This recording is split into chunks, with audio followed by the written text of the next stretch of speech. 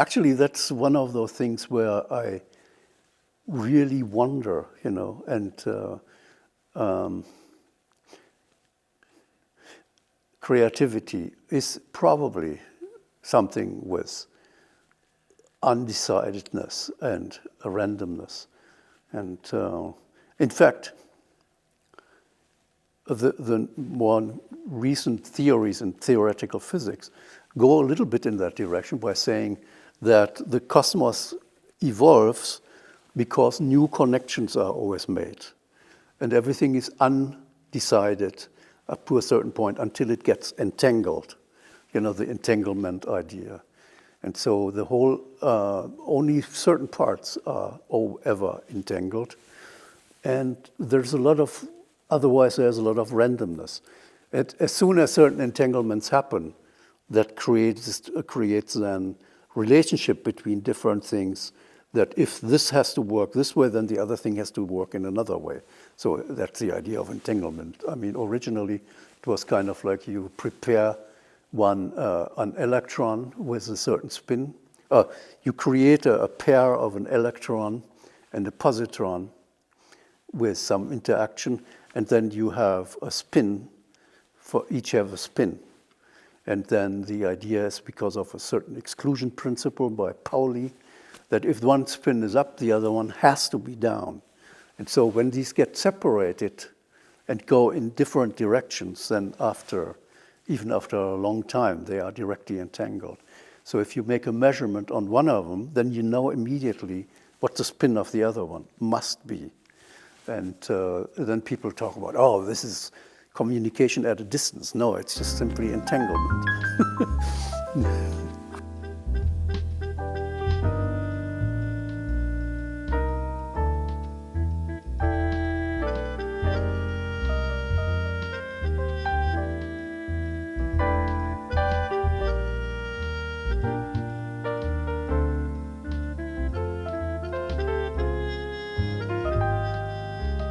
Doing watercolors is actually kind of a long-term thing. Was always sort of like a sidekick to my studies. I also studied a little bit of art, actually. In Germany, you can do all this for free, like tuition-free education at the University of Göttingen. So I went to, there was an art department, and one professor who told you everything about Cézanne and Gauguin and all these people and how they painted and what kind of crazy ideas they had. And it was very interesting. And so we learned also doing acts, painting people, naked or not, and landscape, and occasionally excursions outside. So that's where I learned a lot more. But I had also been before much into it. I learned actually a little bit of painting in high school. I really loved art classes. So that's when I first made some watercolor paintings, actually. I grew up in a small town in Altena in Westphalia, in North Rhine-Westphalia. That's where I went to school. We have a nice... The city is known for its first youth hostel of the world, and is in a big castle above the city. And so I lived in a small village next to the city and then went to high school there. Göttingen, I studied physics, mainly theoretical, and mathematics. And as a sidekick, I always had a little bit of art going, like painting punks or painting landscape usually. And but I consider it kind of like brotlose Kunst. Brotlose Kunst means breadless art. So starving artist wasn't exactly my idea. So I thought I wouldn't be making any life with that, So then I did my PhD, or Doctor of Science, it's called in Germany. And then I got to America because I wanted to get out of Germany. So I wanted to go to France, actually, but then got a chance to go to the US and was supposed to be a postdoc at AT&T, Bell Labs, but that didn't work out because Bell Labs reformed everything. And the professor, the guy, Osamu Fujimura sensei, he moved with his entire linguistics department out of Bell Labs. They basically threw them all out. And then they shrank the thing. That was during the time when Bell Labs was, AT&T was split up in several things. So he ended up as a professor in Ohio. The whole time when I was a student, mainly, I was always going kind of back and forth. So I took these classes in arts and did paintings, and had a bunch of friends who did the same, who were really actual aspiring artists, and I was kind of like in the middle. And it was, I sometimes really thought, well, maybe I should completely go into arts, and then become sort of like the, my father used to say, I'm the Wanderer zwischen den Welten, meaning the wanderer between the worlds, because I was always absent-minded, forgetful, and daydreaming.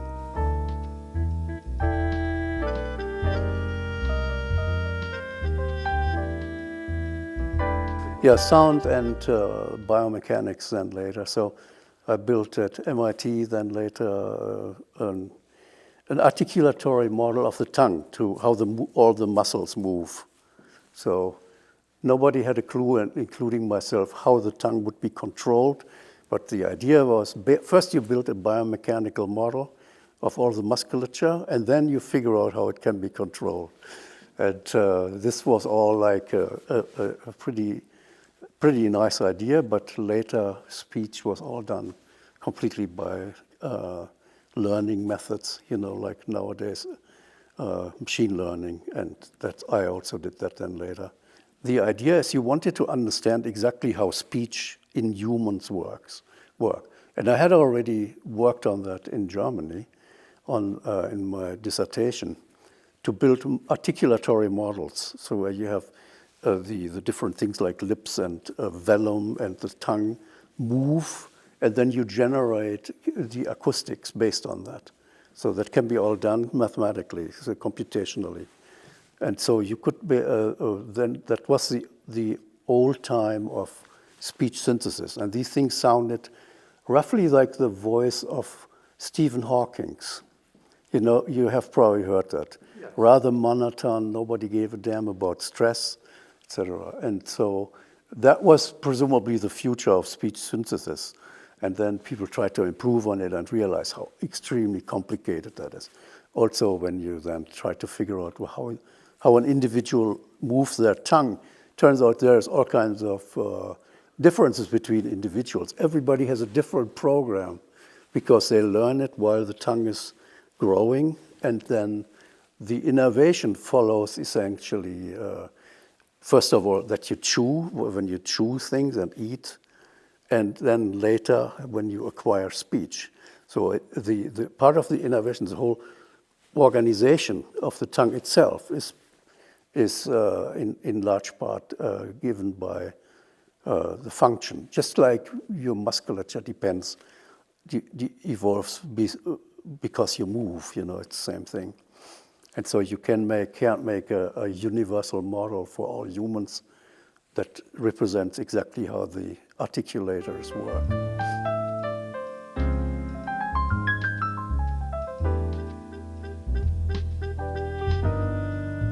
I can't really express very well in words what drives me there. It's like you take, so I make maybe some sketches, or I take photos. Recently I take mainly a lot of photos because it's easy, and then look at them later and select what I want to use, or make combinations of these things. Sometimes that I find motifs in a landscape, and then I think this looks like a challenge to take on. How can I do this?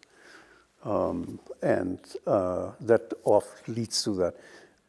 and it's not necessarily anything particularly interesting. It sometimes depends on the sun, how the sun shines, or what kind of weather it is, etc. I also find that in general watercolors, I've actually played also with oil before, and I like it, but it's like endless, and it stinks too much. And on the other hand, acrylics, for instance, I find always, yeah, that's easy. You can paint over if you want, whatever. And so I never really tried gouache techniques, even though I got the idea how you do it from this guy in Göttingen where I studied.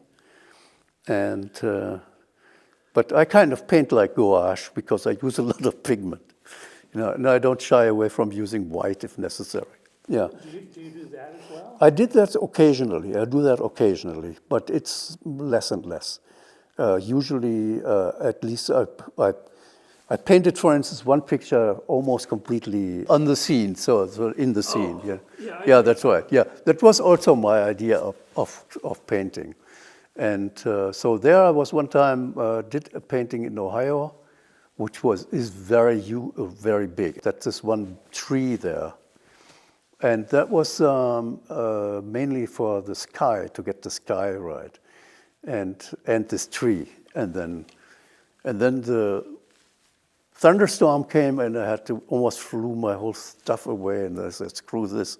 I will just continue this from memory. And so it became more and more like I went away from basically free air painting, except maybe making some sketches if I didn't use camera. But if you use a camera, it's so much easier. And then I also don't look at the picture. That would be a pain in the neck. You get it to get the proportions roughly right, what the scene is, and then you paint, and then you have all these mistakes that you make, and then everything comes out completely different than the original photo. It's rarely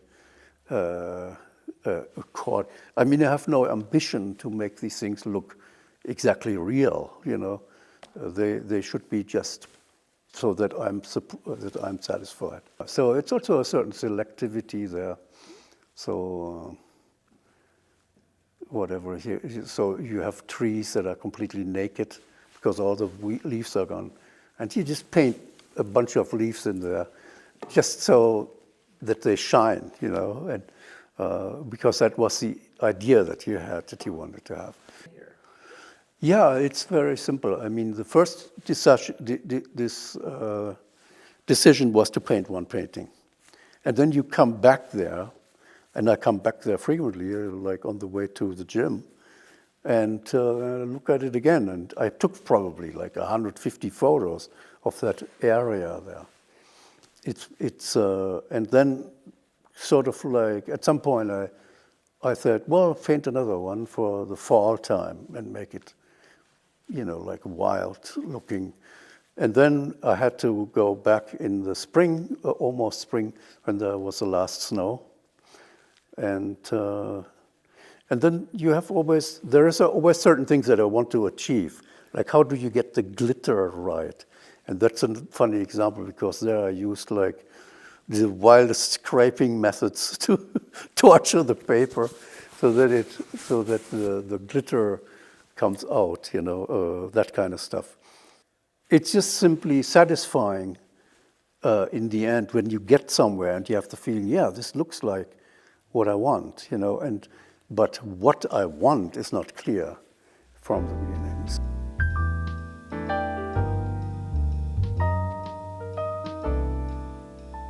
So I painted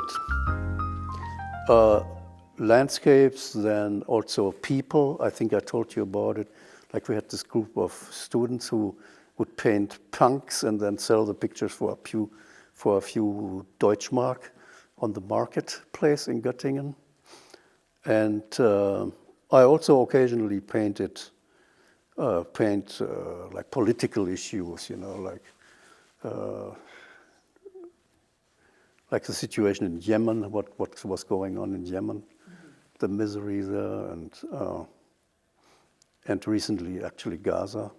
And then occasionally I posted pictures like on Twitter, and also recently on Nextdoor. But there was no real intention. It was only like to get a kind of like, you get a nice feedback usually. On Twitter, you don't get any feedback anymore, so I gave up on that one. It used to be that I put up pictures there. For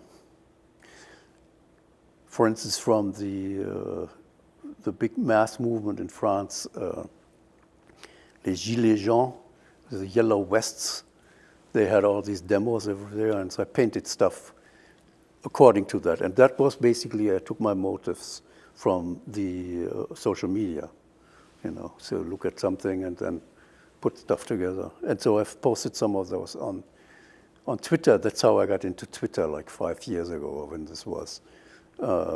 And there was a lot of positive feedback, saying, wow, good, and so forth, But I never actually followed through the effort, let's say, to make up a website. I still haven't made one, where I put this stuff all up and then try to sell anything. And it's never really, I don't know if I really have the intention to sell it. It's kind of like I paint it so that my sons can later sell it, when they find all this. But I don't mind. I would probably sell some things. So I had this idea that I found certain places on Google Maps where I had painted something, and then I decided. In particular, I think I started this really full scale when there was the eruption of the Cumbre Vieja on La Palma, which is an island to the west of Africa, North Africa. And I painted a bunch of these volcano pictures, all by kind of what it looked like, and from all the impressions that you get. There were like hours and hours of footage of what happened there, and I followed that. And actually, here's one. That was one of the Cumbre Vieja. And so some of it is kind of like made up, but the general structure was there was this funny. Anyway, so I posted these things on Google Maps, where you can upload photos of scenes, whatever. And so I posted them one after the other. And then I decided I'd go around paint all my other paintings that were landscape paintings, found them on Google Maps, and put them there in the pictures. And now I have like probably 100 of those on Google Maps. And then the access point is actually currently in Greenfield. So if you go on Greenfield on the map and look at this meadow that is on the other side, between the river and the prison on the hill, there is a place called Greenfield Nature Preserve or something. I think I actually named it that way. So you put a mark there and post some photos there, and it stays on. And then other people join, interestingly, and also put photos there. And so a few people also put photos there. And then if you wanted to find my photos on Google Map, assuming that they still will be on after in the future, so they have been there for several years now. And you go there and click on my icon, and then it gets you to my Google whatever page. And then you click on pictures, and then you can see all the pictures, like from Britain, from Austria, Italy, and Japan, and from here, various places. The one thing I noticed, by the way, you have to be careful. If you don't put anything up, if other people want to do that, don't put anything up with a frame or with a border, because the stupid algorithms figure out that must be a painting. But if you paint something relatively, let's say that it kind of looks like a landscape, then definitely the algorithms take it for granted that this is a photo.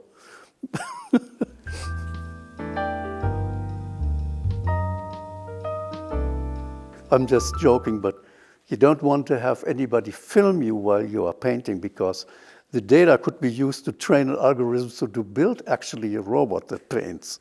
That is actually been tried, and successfully so. So the robot learns how to do the brush strokes and everything. You know, it can be done. But then the question is, what is the point of that? Because nobody really knows what actually happens. It's just, even if you understand all the details of the algorithm that's behind it, you know, the machine learning, you still don't know what particularly happens.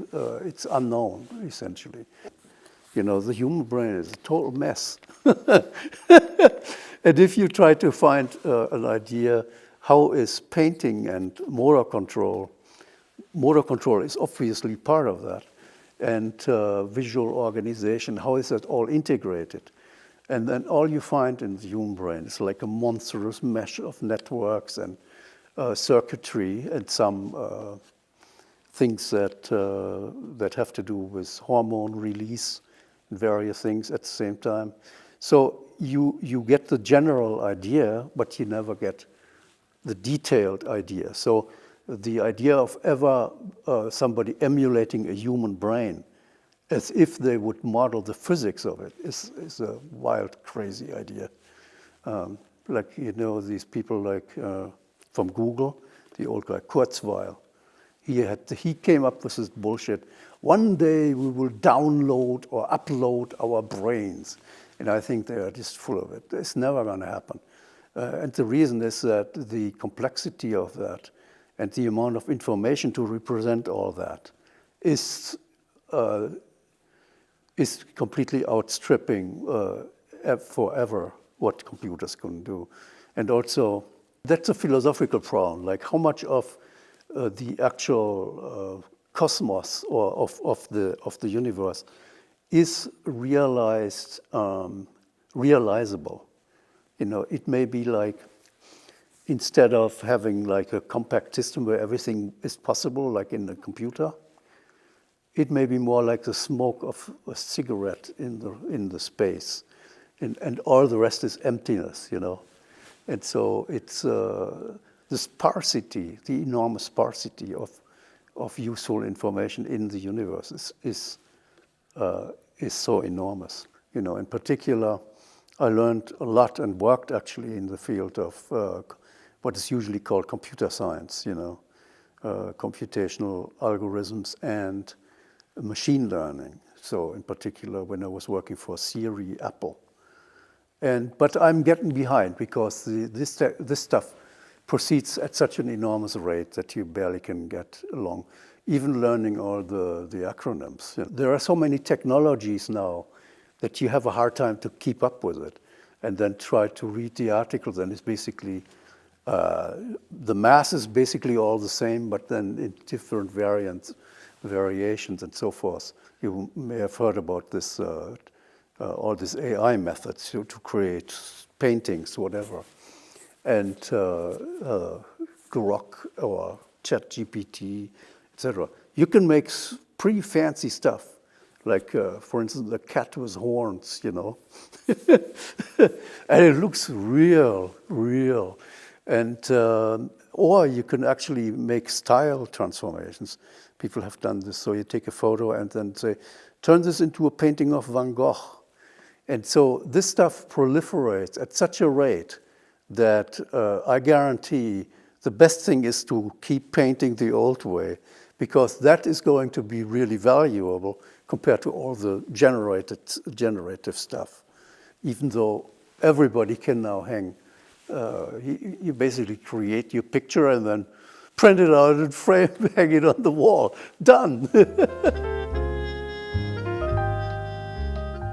It's relaxation, and it's also, it just simply feels good. It's also very good for my mood in general. So because I have the feeling that I can project my mood into the landscape, like seeing colors that may not be there or may be there. And it's somehow an interesting discovery about myself. And so it's kind of like when I want to run away from the normal life in which I am, or the trouble of having to figure stuff out where I get stuck, then I could go painting. That's so much easier, so much better, you know. And so I did stuff like made a bike ride. See, I was also interested in art by Mr. Cézanne at the time. And so I did once a bike ride through the Haute-Provence, to Haute-Provence and the in southern part of France, which is called La Provence. And so I thought I must want to live there. And then I tried to emulate techniques like Cézanne, but realized it's not really my thing. And so I would call my stuff more like impressionistic realism or something like that. I got this idea also at some point when I was fascinated by Cézanne and people, you know. But the funny thing is that Cézanne actually did very few watercolors. He painted in oil that looks like watercolor. And all these people from the Impressionists, basically. I like the Impressionists. And in comparison to, let's say, expressive painting and abstract stuff. And so I kind of stay away from it because I know it's like a totally endless thing. It's like infinite, you know. It's not constrained in any way. And so it's the same problem like with modern physics, you know.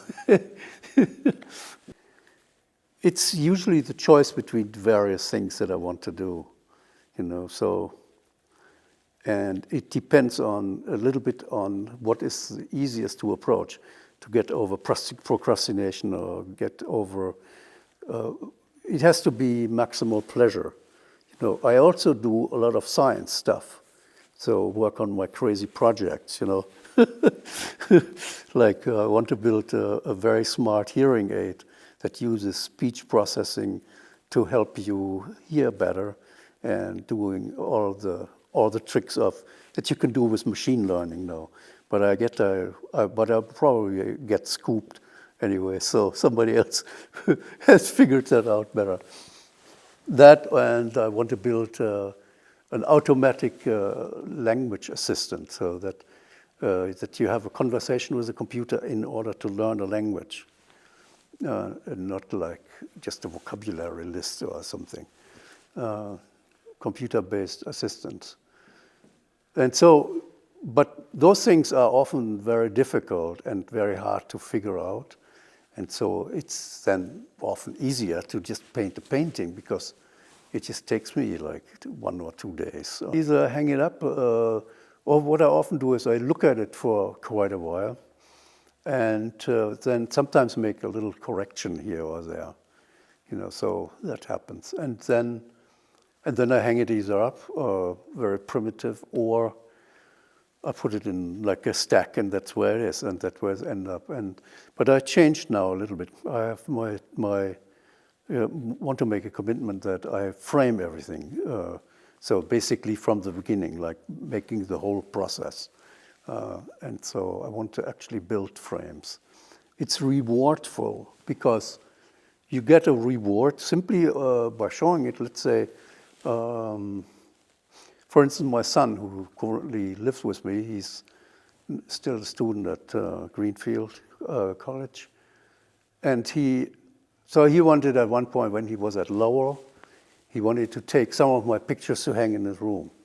And I said, yeah, that's cool. And my older son also has some. So, and they go around, you know, so that's what I usually did. And so that's where you get the positive feedback. It's basically for reward. You get a reward in some kind. And if nobody sees it and nobody guesses, then you have to basically tap your own shoulders. That's the only way you can do this.